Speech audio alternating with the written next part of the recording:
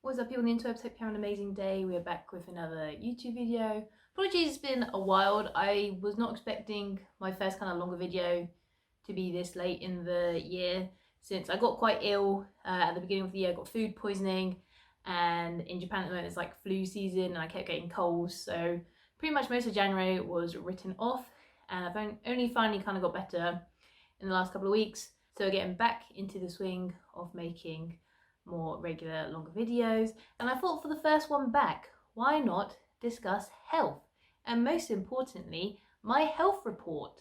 So in November of 2023, I got my first Japanese yearly health report, and I thought I would share and discuss the results and my overall thought of having these yearly health reports.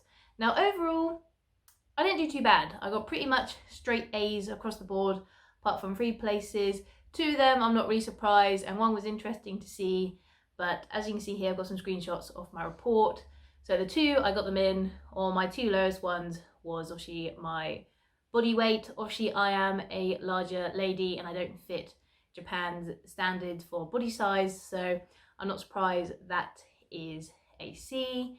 And the other one was a B, was in my blood count, which currently at the time of the report I had quite a high count of white blood cells, and this could be over a number of things. I might have had an infection at the time, or stress, or maybe some other things, but I'm assuming it's gonna be either an infection, and I'm putting my money on stress since I just landed in Japan, so getting used to all the customs and everything.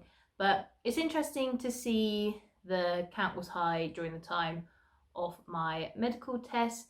And apart from that, everything else was okay. I'm fine, I'm fit and healthy. Even the doctor's description here had she's fine, just she is considered obese and needs to go on a diet. So I would take that pretty well for my first health report, and I was kind of expecting that sort of answer when it came to it. What's interesting with these yearly health reports, which I kind of like, so as you can see here, I've got some screenshots. It shows obviously what it should be like for the numbers of each section of what it should be around, and if you're in these boxes then you are fine, because you are graded from A to F, where if you're A to C you're pretty much fine. If you kind of C, that's the stage of consider changing your lifestyle a bit to try and get it back up. If you're anything lower than a D, then you need to either see medical help or do some quick life changes as soon as possible. So I'm pretty impressed. To be honest, my lowest one was a C. I was expecting for body weight it was going to be lower, so I'm pretty happy that it got to a C. And what I like is they have columns for each year. So since this was my first one, next year it will have the new data, but it will still show me last year's data as well, so it can see if either I've improved in some places or if potentially I've got worse in some places, which I like. I like that there will be a yearly track, and it tends to do this for the last 3 years because there's 2 more. So when I'm here for 3 years, then the last 2 columns will be obviously 2023 and 2024. So it's interesting to see that kind of progress, if it either stays the same or gets worse or better, which I think is really good, especially for these yearly checks, that if anything does start decreasing, you can kind of either one, try and make a change, or it could be something where it's just natural aging and stuff tends to decrease. For example, eyesight is a good one for when you reach the older years, but if you're in your kind of 20s and 30s, they should be pretty good. Even for when on the day of doing my medical check, the doctors weren't really worried for me, because they're like, yeah, you're in your 20s, you will be fine. It's always nice and reassuring. But my thought on these yearly health checks, personally, I think they're a really good idea. I think more countries should really adopt this premise. I think you'd get a lot more changes in a person's life if you can track it.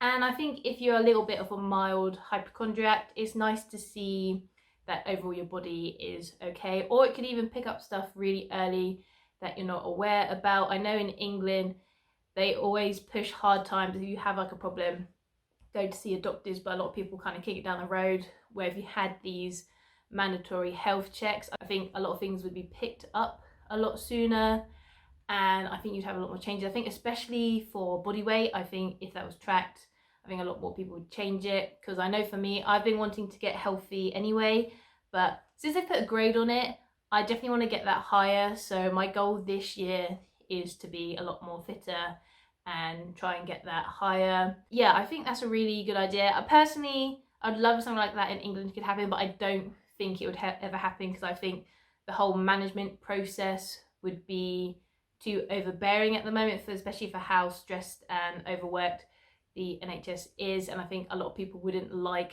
having a grade, especially for the body size. I think that would trigger a lot of people, but I do think it is a good idea, and it, especially for me, it makes me want to be a lot more healthier and try and get that grade higher. And I think it's also nice just to have that yearly check to know, okay, overall I'm doing okay, I'm doing fine, there's nothing to worry about. But my goal for the next health check coming is I want to get that straight A's, baby. I want all A's. So my goal is to try and get somewhat a lot fitter. I will take B's for my body size. If I can get to a B, I'll be pretty happy. But if I can get straight A's, baby, that would be pretty good. So that is my goal for the next health check in November of 2024. We have, currently it's February, so we've got February, March, April, May, June, July, September, October, November. We have 9 months to try and improve my fitness to get straight A's. And that is my goal for this year's health check. So wish me luck, guys. And yeah, that's my overall thought for the Japanese yearly health report. Overall, I think it's not a bad idea. I wish more countries would implement it. And yeah, I enjoy having this check now. It makes me feel a lot better for my health, and it also makes me want to be more health conscious with the choices I make for my body and even for the items I put in. But let me know in the comments down below what your health system's like in your country. Do you have something similar than this, or is it something that you have to kind of pay extra to get something like this? Because I know for me, if you wanted this kind of yearly health report in England, there's no way you'd be able to get it on the NHS. You'd have to go private, and I expect that'd be quite a bit of money just to get a yearly health check, where it's nice, just part of the companies in Japan, it's mandatory that you have to do this health check. So I think that's really cool. But let me know your thoughts down below in the comments, and I'll see you in the next Japan related video, and I'll see you next time. Bye.